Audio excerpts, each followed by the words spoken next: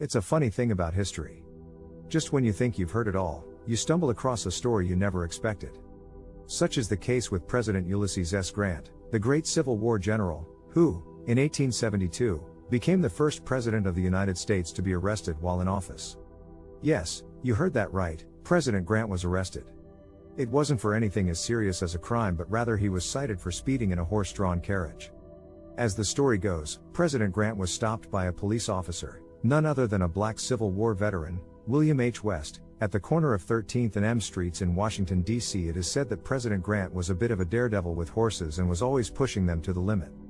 That was certainly the case on this particular day, and when Officer West pulled him over and asked him what he was doing, Grant replied, "Well, officer, what do you want with me?"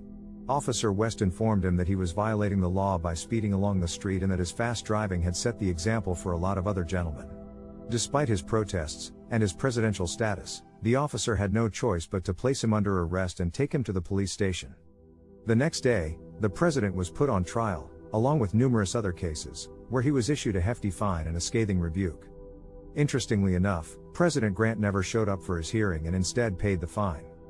Although it has never been verified, it would seem that history has been kind enough to preserve this anecdote by way of the 2012 comments from Kathy Lanier, the then DC police chief, who noted that President Grant actually was racing his buggy on M Street.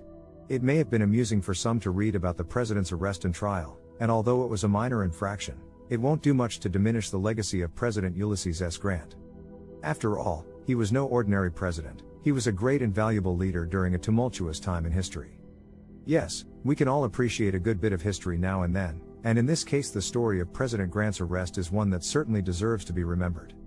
So, the next time you're thinking of pushing the speed limit in a carriage of any kind, just remember the story of President Ulysses S. Grant, who, in 1872, became the first U.S. president to be arrested in office.